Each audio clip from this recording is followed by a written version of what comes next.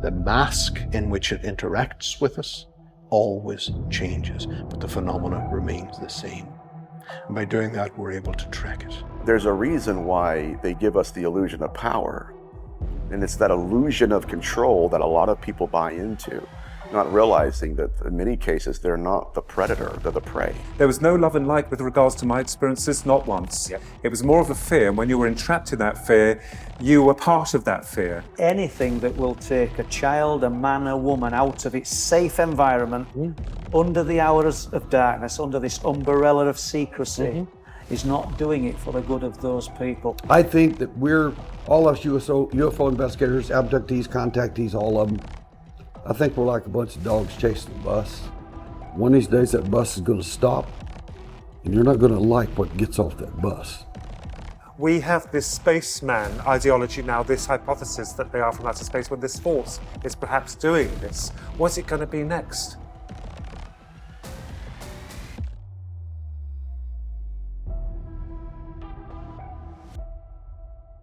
The true phenomena goes back into our prehistory, and I'm talking hundreds of thousands of years. There's always been that interaction with humanity through our development, for the better and sometimes for the worse. What we're seeing today more than ever is this deceptive nature that has crept in, and a lot of the technology which is man-made being portrayed as being something else. If we go back to the 1970s, 80s, 90s, it was all generally accepted that we were dealing with aliens. And my argument has always been, well, where are they? Where are they hanging out? And the other thing that is really very strange, and I think all ufologists and researchers clocked this, was when the news media started to report UAPs, and that changed from unidentified flying object to unidentified aerial phenomena. And that was very strange. And I think that the system that we serve, or at least the higher establishments, could well be aware of what we're really dealing with. And now we have a programmed public that they're going to say, hang on a minute, we don't know now how to explain to the public what this phenomena is, because if they really knew the truth of this, it would just go AWOL. The use of language is very, very descriptive and deceptive in its own right. You know, you've got these people a year ago, 2 years ago, who were coming across in their fighter jets, seeing these UAPs. Now, what exactly was a UAP? I'm no scientist, but I know a damn balloon when I see one. So why are we not calling it a balloon? Instead, the language was altered to UAP. That is insidious. It's rather like a huge jigsaw puzzle. And we were trying to put all the pieces together to form some kind of picture. This thing keeps muddying it. But we're trying to put a picture together. And you know what? I think we're winning very slowly. As smart as it is, as clever as it is, we are slowly forming some kind of weak image. And I think with new people on the block, new kids on the block, it can only get stronger. The thinking nowadays, especially within ufology and even evangelicalism, is it's so binary. It's either or. And unfortunately, the phenomenon we're dealing with, it's much larger. And anybody with a cursory knowledge of this intelligence knows it's eclipsing all of those models. It's pushing us into corners where we are forced to think outside of the intellectual coffin we've been boxed in. But let me suggest this, that in believing in the mask, we empower the intelligence that's wearing it. Don't tell me they just started seeing UFOs last week because the Navy allowed them to report it. They've been seeing this stuff forever. This will entail huge psychological and emotional issues and problems if you were to tell the public, look, we've lied to you about UFOs. We've pushed forward this narrative that they're coming from another planet, that it's all love and light. But the reality is very, very different. And this will also, and I do understand with those people who have their religious infrastructures or their religious ideologies that will be questionable at that stage. And I think and feel that, you know, we have been right. I feel that we're right. I really do, because through my own personal experience tells me that we're not dealing with Venetians or Martians or those from Zeta Reticuli. No, we're dealing with a force that is very clever and knows us more than we know ourselves. I am going to begin with an experience that I was shamed to have had back in the winter of 1989. Something that had affected me quite severely, especially where the media cartel were concerned, because within that period, within that time, and within ufology, there was a pattern that you had to follow, i.e. a certain being, we call them the Greys, a UFO, and certain things had to happen to you for it to qualify as an event. This didn't quite happen for me, and I'll explain the process of what occurred back in 1989, along with some other areas of high strangeness that I've been involved in, and may indicate to us on certain levels that we're dealing with more than just spacemen from another planet or aliens from Zeta Reticuli. So, in the winter of 1989, and bearing this period of time, I did not write down the date or the time. Someone came forward and told me I need dates, I need times, like that would help them solve the riddle. I was not really enamored with UFOs, although I believed in them, and I always believed that alien contact would happen if it did ever happen, not that I was wanting it to happen, on a benign level as opposed to a malice level. I've had people telling me what they are, where they come from, why they're here, and I say to them, good luck to you, you've got it all worked out, because I still haven't. So I came home from work in the winter of 1989, from Bedford Station to Millbrook, and I walked the mile or so back to the house. And we lived in a cul-de-sac, a beautiful little cul-de-sac in a big house. Within our property, we had a driveway, and when you walked into the house, most of it was all glass to the front, frosted glass, doors, windows. And as I entered the house, walked through the hall, there's a reason why I'm stating this, is that there was a kitchen directly in the kitchen diner to my left, and to my right was what my brother and I had as our bedroom and study area and downstairs bathroom. So I walked into the house as normal. It was dark, roughly about 7:15 at night. I'd walked into the kitchen area, left the kitchen door open, so I had full access and range to the hallway and through to the opening to the door that I'd just come through. And our dog Benji was there, sitting in front of the breakfast bar, and my brother was standing in front of me, directly in front of me, into the dining area, so he didn't have a full view of the hall where I was just leaning back. And my sister, the only three of us in the room, apart from the dog as well, was to my far left. There came this feeling, very strange feeling of an electrical disturbance. Like when the hairs on your arms and the back of your neck come up. It was very weird, and the dog started to react to this change in atmospheric conditions. And my brother in front of me did something very strange. I'll never forget it. He froze, and then he lifted his head to the ceiling, and his exact words were, "There's going to be an earthquake or grandma's going to die." That's what he said as he remained frozen in this state.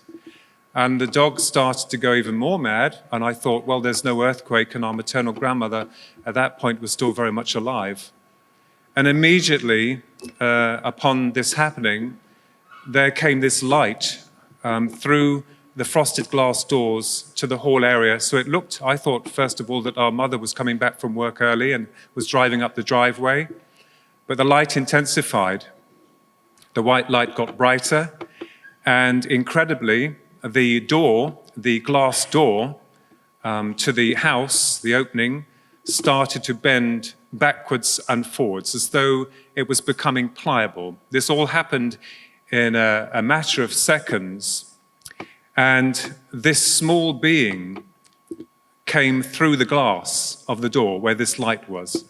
And it was about 3 foot tall, clad entirely in black. It was diminutive in size, and it had what I thought, first of all, was a large motorcycle helmet on its head.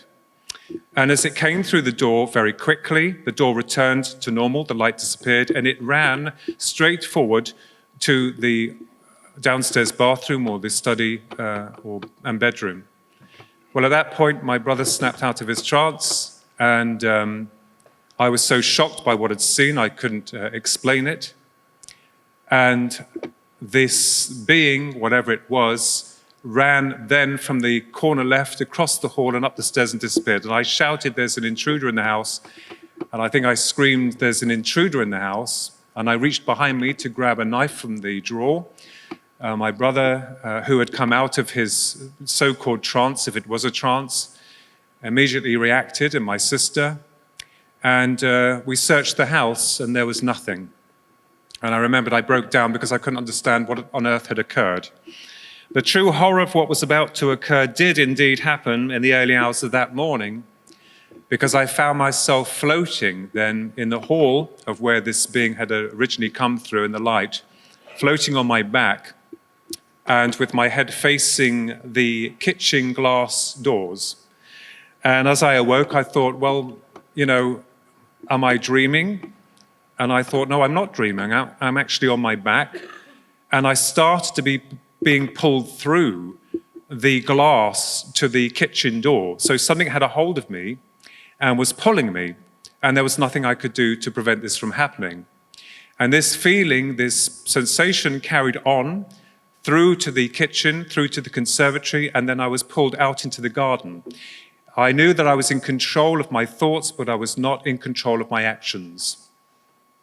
At that point, when I was outside, I was arched around, still 3 feet off the floor. As incredible and strange as this may seem, please bear with me. And I could see all these lights in the sky. They were moving very quickly, and I thought, well, they're real. The UFOs are real. They're there. What's the big problem? And there was one of these crafts that was stationary. There was a kind of like a disc-shaped object, rusty metallic in color. And as soon as I made eye contact with it, I felt the feeling like when you're on a roller coaster, and I was pulled up to the object, and that was it. I blanked out. There are 2 more parts to this, and I'll get to the next part, the disturbing part. So I woke up, and I found myself in a dingy room. It looked like a medical facility of some sort. It was hot, and to my left, there was some light, as though there was another corridor or something. But I was strapped to a bed, and the media had such a circus with this. You know, the way that they try and degrade you is incredible. But I was naked and strapped to this bed, and I didn't know where I was. I was disorientated. And I thought, well, the only thing that I recall is coming up to this object, and then I blanked out. I didn't know what the hell was going on. And then to my immediate right, the horror of me seeing these 3 beings that were clad in this kind of thick mist, that were just, seemed to be assessing me, looking at me. And there was no empathy from them, no love. I was just a piece of meat on a slab to them. And seeing them was truly horrific. I've never experienced that kind of emotional exchange where it was absolutely awful. And then even more horrifying when I found that there was some kind of foreign implement which had been inserted into the lower part of my anatomy. And it felt within my mixed section as though this was organic. And at that point, I lost it. I started to scream and wanted them to take this out of me, whatever it was. And this is the thing as well with regards to this. People think, oh, you want sympathy. No, you don't understand. You know, here I am, someone that's creative, as though you have to have a blank mind. You need to be a blank character in order to have an experience. Someone that's interested in a lot of things is going through this abduction, as they call it. I was screaming and yelling, and these three things seemed to disappear. Now, I've been told from people what they are, where they come from, even their names in high command. I can't deal with that, I'm sorry. But they were there, and then they disappeared. And then I saw this small grey, a cream-colored grey, coming forward from the area where the light was. And it approached me. It seemed very cold. The straps were released. The object itself was retracted mechanically, I believe. And I just wanted out of there. I wanted to go. And so I followed the small grey through this corridor, and it was all steamy, and I could see some lights above the top. And we came to what I thought was a wall, and the grey was looking at me as if to say, get out. And I thought, well, where am I going? And the wall changed to an opening, and we're coming to the last part now that's even more equally bizarre, but I think quite interesting. So I looked out upon the height of the village. I could see our conservatory below and the house, and it was getting morning, like it was becoming morning, and the grey was like, get out. And I'm like, I became upset, like I don't like heights. But it felt like I was pushed, and there were two other greys, one on my right, one on my left, that kind of I floated, would you believe that, down to the ground. And when I came to the ground, there was one last grey and this smaller craft that was by the conservatory. Now, this other grey looked different from the others. As I came to the ground and I was suspended, these two greys had gone. I was ordered not to look back. I thought that was strange, seeing I'd seen one on the craft. And there was this 4-foot grey standing in front of me. And it was clad in this one-piece uniform. It had knee-length boots, and it wore this very smart, pointed hat that seemed to be composed of its uniform. And it had a more of a pronounced face, but it had its arms folded like this. And it was looking at me real mad. And I'm kind of like still floating, but as I am now, upright position, I was so angry with it. It's looking at me real mad, and I felt like I'd been punched in the stomach area. I wanted to hit him because I thought I'd been violated. What the hell's happened to me? Why has this occurred to me? And I couldn't get him. I couldn't get to him to hit him. I call him Noddy. Not quite like Enid Blyton's creation of Noddy, but it was all weird to see this thing like plastic being animated in this way, or this whatever it was. So I thought I'd ask it a question, and it would answer my question, because I knew if it could answer my question, I would know that the reality of this would be revealed. So I said to him, and I think through the mind, because when you're dealing with the mind with them, it's like it's just normal talk, if that makes sense. There's no way of measuring it, it's just there. I said, how the hell am I able to get through solid matter, locked and bolted doors? How is that possible? And I thought if he could tell me, then I would have the answer. And he stopped, and he looked confused, shocked even. And then he started to raise his head above the underneath of his, what I assume was his smaller craft, and then froze, and this electronic voice, it reminded me of the voice synthesizer of the ZX81 that we had years ago, rasping through its mouth. And as it froze, I then found myself crashing through the glass, coming back through the hall, coming through to the bedroom, and then bang, back into my body. And immediately when I woke up, I had a nosebleed. And the very next day, my brother, we found 3 triangular marks behind my right ear. We tried to take photographs of that with a self-developing Kodak camera. Do you remember them? Yeah? Nothing came out. I had 3 marks on my arm, profuse nosebleeds to the right nostril, and years later, a foreign implement that was of interest to the doctors within my right ear. But another researcher, Pierre Sebac, made an interesting connection between that phenomena of what occurred. And people will say to you, well, when you have an abduction, you're physically taken to their presence. I'm not so sure about that, because I think there are 2 composites to us. One is the biological material, and the other is consciousness or the soul. Rather like your phone, you've got the hardware, and you have the signaling, which is the phone, which is the software. So Pierre Sebac found that what this grey had done when it froze, when I tried to ask it a question about how the hell I was able to be brought through solid matter, walls and doors, that type of thing, and it was shocked. But what he did was that he seemed to be mimicking what my brother had done earlier that late evening, where my brother froze and looked up and said, there's going to be an earthquake or grandma's going to die. It was scrambled information. It was weird. Trying to put this into words has been very difficult for me. Even publishing it, people have been very kind. I think we have to give credit to the internet for actually opening up to the fact that people are talking about this subject more openly. Even though there still is taboo, a ridicule connected with it, people will always have answers for it: sleep paralysis, balloons, anything. But when you are in their presence, it is absolutely anything but as horrifying, terrifying. In a nutshell, the winter of 1982, we actually lived in Luton, Hazelbury Crescent. And Philip and I shared a room. They were big because we lived in a Victorian house. It didn't mean to say we were rich, it's just what we had very comfortable, nice house. And it was one night I was taken from my bed. Again, this is not sleep paralysis, I was conscious. I had no interest in UFOs, I'd heard of them. I had an open mind. They weren't heavily publicised, not in that age, not in that time. And if they were mocked or disputed, discredited. So this was absolutely wonderful for the force that abducted me in 1982. I call it abduction, I don't like that word because it seems to make it seem like you're taking every minute of the day. This only happened once to me, and I've never forgotten it. But it's interesting nonetheless, because I was taken up and there was something very dark hanging in the sky. It was dark. Winter, it's just one night I was just taken up to this thing. There was something hanging there, something I could not discern. I'm not going to make it fit. I don't know what it was, but there was something there. I then arrived in it. Remember, this is a kid who loves Doctor Who, Battlestar Galactica, Star Wars. And you're thrust into this absolutely terrible scenario where you've got no idea. It didn't even feel like science fiction to me.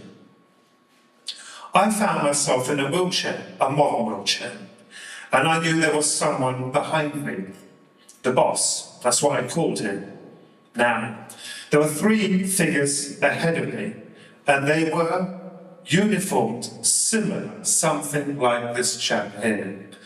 It's not accurate, it's very loose and very crude, but it's the best I could do. Some kind of armour. And he spoke to me. The first thing he did, I was horrified, and the first words he used I will never forget. We are going to perform an operation on you, Ronald. He used my full name. That was shocking. Because I didn't know who he was, so how did he know who I was? The three men ahead of me, these strange beings, didn't say anything. They just stood there. And behind them I could see an operating table, or what looked like, it's all medical, very medical. This side, I remembered, was curved. This side I have no memory of. I have no memory of this side, but I knew there was an utensil rack or something there, something medical. I couldn't move. I could turn slightly. I was horrified. I bent with him and pleaded. I don't want this operation. I couldn't believe it. You know, they were just immediately thrust into this situation. I'm going to perform an operation. And for some reason, I kept thinking it was something to do with the head, neurological. He didn't explain. I can't remember exactly the narrative afterwards, but I begged and pleaded with him not to have this operation. He was not having it. His voice was middle-aged. He was well-spoken. That's even more shocking. And he seemed to know me very well. And apart from objecting, I could only just sit there. And what he did then, he plucked up a device from the utensil rack. And he showed it to me. And it looks similar to that. Basically a rod with a nodule in it. I called in the chief doctor, plucked an instrument up from the utensil rack, and he nestled it, or pushed it, applied it onto the top of my left hand. I went out like a light. The next thing was even worse. I don't remember anything that happened after that. They had obviously done what they said they were going to do, and I have no idea what it was. But I was dropped from this thing, and I went through the sky and back through the loft onto my bed. They put me very gently like that. As I was falling, I could distinctly feel a rigorous static energy pulsating through me. There was no sound. It's as if every hair on my belly was standing on end. And I landed on the bed. And to make matters even worse, and to soil, completely confuse this terrifying encounter, an apparition appeared upon the ceiling above me. And it was, I gather, a goodbye gift from the doctors. Now, being 13 years old, I could not work out what this was. It was the huge head of a Cheshire cat, their version. And yes, I had seen Alice in Wonderland prior to this. I didn't like it much, but I watched it with my grandparents under protest. But it was the Cheshire cat. This is a loose description of him. He was electric blue, he shimmered like water, and he was above me, and he was grinning down, this monstrosity that ironically put the doctors to shame. I stared up at him, I was horrified, and then, like the orb that went, he disappeared. He vanished, and that was it. Nothing more. I didn't see them again. But another nightmare occurred after this, because what it did, this encounter, it forced me to prop books up against the door, even though they'd ironically taken me through the ceiling. We even had an old guitar and buttoned that up to the door, so they will make a clatter. They screwed me up well and truly. I wanted that light left on. And this hasn't ended. From that moment, I have to have a light on. People will say you're a wimp. No, it was so horrifying. Disgraceful. How dare they do this to me? And this got me thinking about this encounter. When I became brave enough, in 2012, I wrote a book called Twin Souls. It was published by Capital Ban, illustrating the encounter which occurred. And I don't think even then I could work out the cat and this thing. There was a dog as well, a grinning dog. He used to sit afterwards in the room for a few nights after this. I don't know if it's residue, I don't know what it is. But he was there, just to add to this nightmare. And he, like the cat, vanished eventually. You see, when you look back at it, the doctors, the cat and the dog appear to be separate. And I guess that was what the object of their game was. Again, insurance policy. If you tell a psychologist, they would merely say that you've seen Alice in Wonderland. You get confused. It's your imagination, the imagination. The alien functions like an intelligence agency. When we needed a cover story for something, a lie, we just told it. We'd tell the best one what you needed to hear. And it made us really look good. And the fact is, if that didn't work, we just tell another one and another one. Look, anytime as a former police officer, I see a body laying in the floor with a knife sticking out of it, and there's 8 witnesses there, and I ask you who did it, what happened, and all of you give me a different story, you're all going downtown. Every one of you. Why is that significant? That metaphor carries over to the UFO world. Every country I go to, Ireland, doesn't make a bit of difference. The little wee fairy folk, well, if you don't do right, they may not bring you back. You know, it doesn't matter where you go. I go to Istanbul, Turkey, and I'm on the airplane talking to the guy and says, well, that's fascinating stuff, but we don't have stuff like that here. I said, yes, you do. No, we don't. Yes, you do. No, we don't. I said, what about the jinn? We don't talk about them. You've got 8 different stories told 8 different nations. We still got the body in the floor, and now I'm getting 8 different stories. Why do I think somebody's lying to me? So from my perspective, we always had this connection, and again, I was seeing this cross-migration of details from one particular phenomena into another field. And then I was finding it in another field, and then another field. So again, looking at this umbrella term and this umbrella situation, I was able to see, wait a minute, and create this hypothesis, which others have arrived at as well, in seeing this is coming from the same source. So from that particular perspective, I wanted to accelerate further and see, right, let's follow the line, let's follow the data. What is there in history that is giving us some suggestions here of what to follow? I started tracking that line, and to the point where I believe we may have identified the source. I think there's great value in analyzing an encounter that someone may have with whatever appearance that it should take. Its valuation becomes exceptionally important within the first 20 seconds. And that is a rule that I've set out. I said the 20-second rule, that is exceptionally important to understand. Within those 20 seconds, we are given the information as to what the nature of this phenomena is. And if we refuse to see that, if we refuse to acknowledge that, hear it, or feel it, then we're lost to it. So, and what tends to happen is that this phenomenon, when it appears, it will appear as a bright light. It will use whatever is necessary to capture that conscious connection. The moment that that is hooked, we have lost the battle. With the help of many other people, I saw the phenomena beyond what we've been sold, what we've been told. The last experience was 9th of April 2016 at precisely 11:15 p.m. at night. After that, there was no more.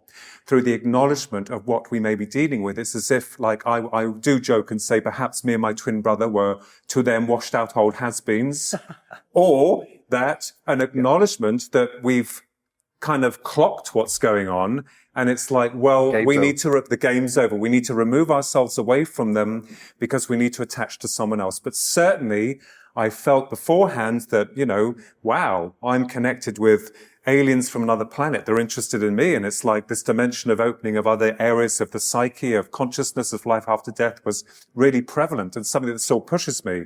But perhaps the phenomena was feeding off of that as well. I think it is very, very deceptive. This force is not only universal, but the manner in which it can hide itself behind is infinite, I believe. It's very infinite.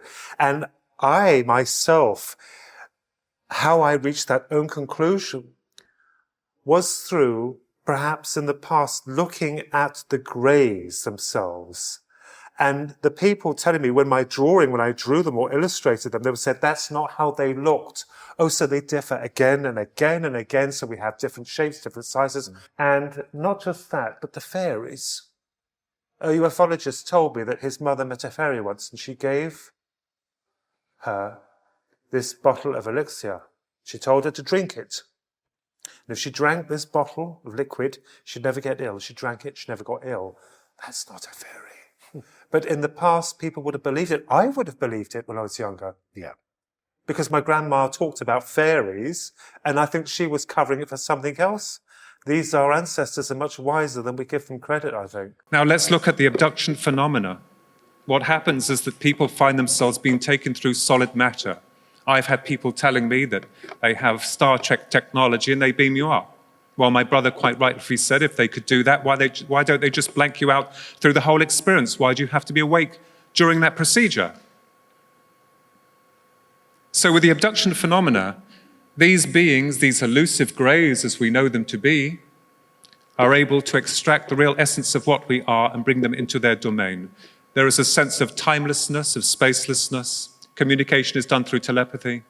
And it could be possible that because you can't recall, or the large proportion of people can't recall their experiences, is because the individual consciousness or the soul has been removed by its normal processing of time and space, the recording that facilitates the biological form. It's a theory. And I thought, well, why would the greys be interested in reproduction? What is it that they are after? Why are they so elusive? What do they want from us? For a species that themselves cannot replicate, cannot reproduce, that seem like a blank canvas. They're interested in what we represent, what we are, the way we tick, the way we love one another, or in a majority of cases at least. We sense, we smell, memories, beautiful things that make us what we are. And that is something I was looking for. Not just those that have crossed over and died, and a system that told us categorically that there is no such thing as life after death, that UFOs do not exist. It's a lie. We've been lied to, systematically, continuously. And I think that the system that we serve knows what's going on. And I spoke to my good friend Paul Sinclair, Barry Fitzgerald, Steve Mira, many of those researchers. And we believe that the system we serve will not be able to tell the general public what's really going on. And even more difficult is the fact that you have those within the departments of ufology who have it all worked out and will only see it one way. Well, I say to you that I've always been open to all forms of conjecture. I have never labeled anything and said, this is what the phenomena is. This is real. And these denizens, these beings that lie to their subjects, are even more of interest to me. So what is it? What do they want? When I was abducted, if that's what you want to call it, embarrassingly going through a procedure. I've been told what they were doing. I'm not interested in that now. It happened. I need to move on. But it did open an awareness of my understanding that we're dealing with something far more complex. There's a lot of curiosities, there's a lot of things that need to be questioned regarding this phenomena. And as I said, I believe there is some kind of copycat consciousness, something with us. It is connected to mind. It is connected to mind. I believe from the moment we're born to the moment we die, it's there with us. And it must be weak or somehow it's after something, because on top of the abductions of these graves that change enormously, like all things, they put implants in people. I've seen some of them. I was fortunate enough to meet a gentleman who is an expert on this, of the extraction of them, the analysis. And I looked at his box for the first time, him and his wife were there, and I looked at this box of these alleged kind of implants. If that's what they are, they're real. They're all black. Do you know what I got from that? The feeling I got was shocking, because the first thought that came into my head was death. I just got death from it. I'm not implying that people are going to die from it. It's just what these things were. It's like death. Are we dealing with the dead? A darker aspect of those that have deceased? Corrupted souls? I don't know. There's something. In my abduction account, when I was 4 years old, the alien, when he turned around and realized he had made a mistake, that I'm awake, it's awake. At that point, he's going to try to change my imagery. And the way he did that, he changed. I was not afraid, wasn't upset, wasn't anything. And I didn't even know what it was. In 1952, nobody knows anything about aliens, and especially little kids at 4 years old. They don't know anything. So I'm like, why is this guy so skinny? I noticed he didn't have a genitalia, which means if you don't have genitalia, you don't procreate. I didn't know that at the time, but he didn't have a navel either. If you don't have a navel, it means you weren't born. You were hatched, cloned, or made, or manufactured. You got here some other way and for some other purpose. So he's looking at me, and finally his eyes made a slight movement. I could see that because there was light in the room, a little bit of light. And instantly I was struck with the most horrific fear. You got to understand, I'm 4 years old. I don't know what fear is. I don't get it. And this is a fear beyond any, and it took me many years to figure out he's transferring his fear to me. They live in a world that we know nothing about. We think we do. We apply human stuff to them. We don't have a clue. They live in a world of fear and hierarchy that's horrific. It makes a military, a strict military outfit like a joke. So the bottom line is simply that I was paralyzed. I didn't know what to do. I fell back in my little bed and he started moving toward me. I really got scared then. I pushed so hard in my little bed, pushed away from the wall, and I fell. Now the covers are wrapped around my arms, and I fell, bounced my little head off the floor, and he can't get to me that way, so he lifts, it's a kid's worst nightmare. They lift up the covers and stick that huge white bulbous head with those large black eyes right next to your face. And he tries to change my perception of him into a clown.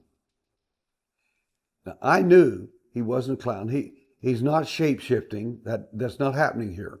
He's changing my perception of him into that of clown. I keep shaking my little head back and forth. No.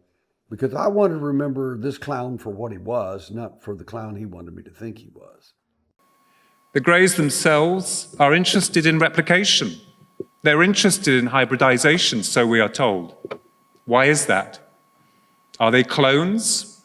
And if we clone ourselves as humans, does that mean that we will cancel out the soul, any energy signature of what we really represent beyond this level of reality that we consider to be reality?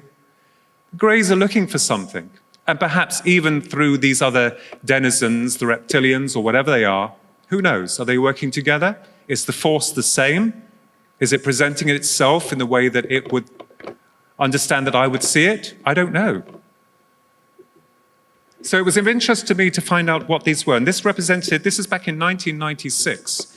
And now we hear about all these areas of consciousness. We have to be very careful when we're dealing with elements of the paranormal and with the mind, because how can we differentiate fact from fiction? We can do that because there are certain models, patterns that we can connect together to try and find out what these things are, where they're coming from. So you can understand that the greys were of great interest to me. Now, when you get involved in ufology or whatever, cryptozoology or elements of the paranormal, you will find that you will be drawn into other areas of the paranormal. You're not just stuck within the annals of UFO research. I then got involved with psychic phenomena, life after death. I wanted the proof. I wanted the truth to find out what we are. We're not just biological systems that live and die with a sell-by date. My goodness me, this system makes us believe that we're all just animals, that we live and we die and there's nothing. The universe. I know that you could bang your head against the wall when you're trying to find out what that is, but think about it.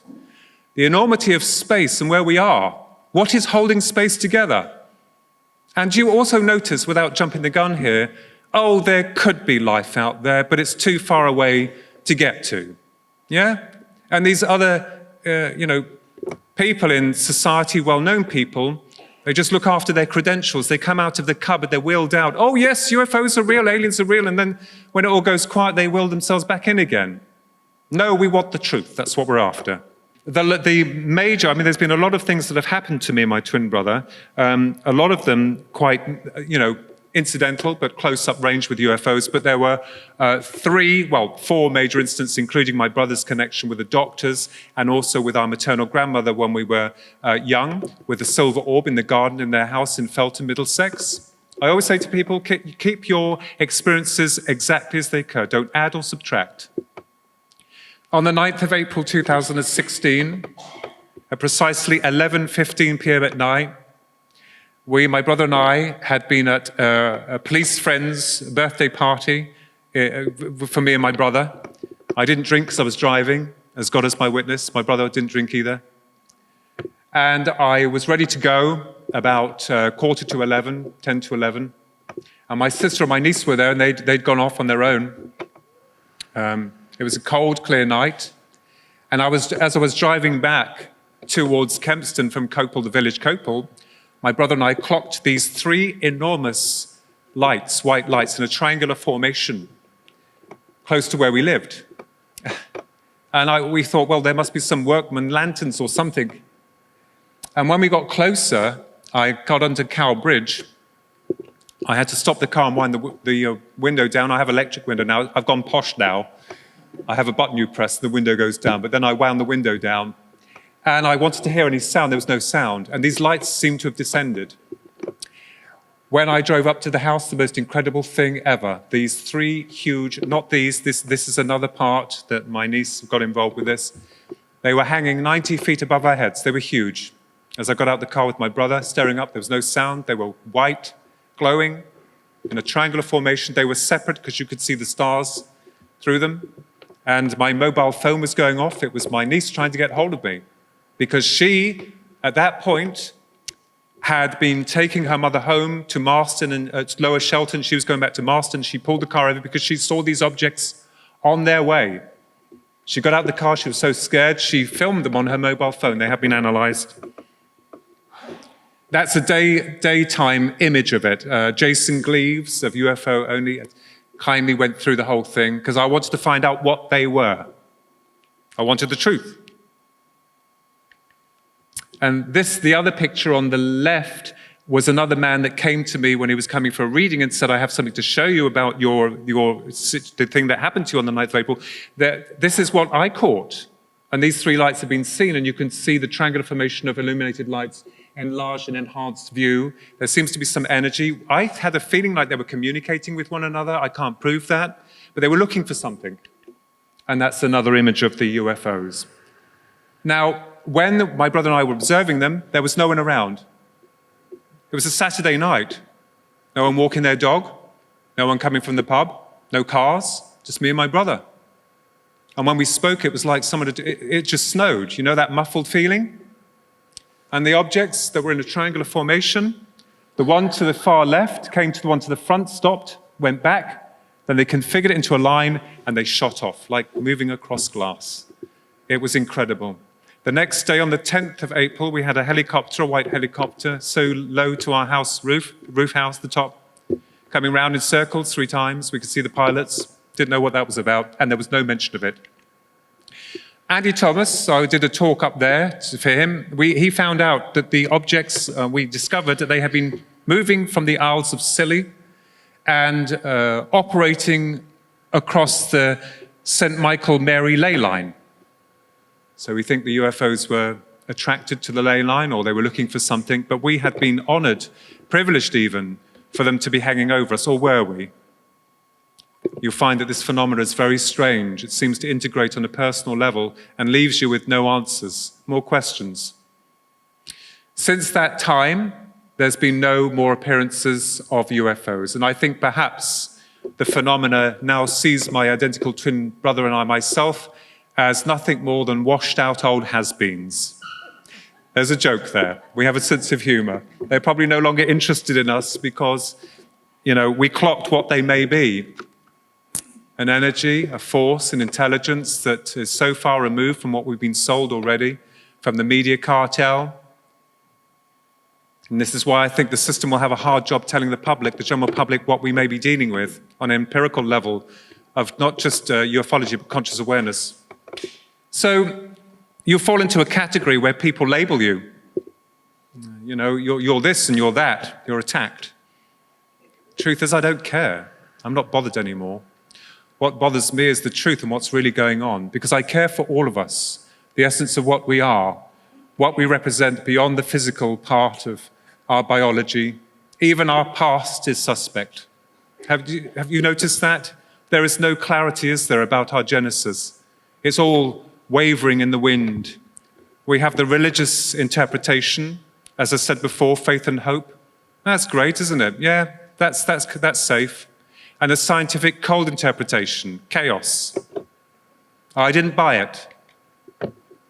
The Greys were of interest to me because, they were like magicians. This whole thing about, I'm not disputing the love and light nature of people's way that they see this, but I had a very negative experience, and I think that a lot of people are now allowed to speak about that without being subjugated and pushed into a corner. No, the Greys fit here. No, the UFOs fit there. This is how we see them. But they're interested in us as a species. So this was another article I had published about the Greys and the process of reproduction, why they're interested in the soul, consciousness, what we are, our genealogy. And the system we serve, from birth to death, an incarnation process appears evident, no matter what we have been told or sold, by a system which brings no clarity surrounding our true genesis.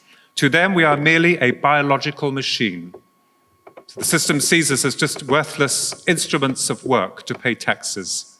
Who are these people? Where are they?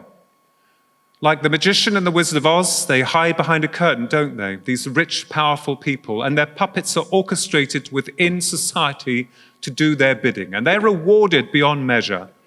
I did speak to Steve Miller today, and we acknowledged that, if anyone comes too close to the truth within fiction, most notably some very well-known authors, they're rewarded beyond measure. Knighted, ordained, rich. But if you get too near to the truth with fact, you are admonished and they want you to disappear. So you can get too close to something, but then if you get too close to it, they don't want to know. So I wanted to find out where we went. What is this all about? Why do we come here? Why do we continually, if this is the truth, reincarnate? Who would want to come back here? When I get to the other side, I'm going to get a refund. And I'm going to say to them, what on earth, was that all about? And if any angel points its wand at me, I'll say, well, you need to get your sorry ass down there. And when you've finished, I'll be accepting your apology. It is a harsh lot, isn't it? Even for our own kind as human beings, we are not so kind to one another. It's an ugly world. There's been no progression, no advancement. It just feels all manufactured, and to me, a nightmare, like Noddy's Toyland.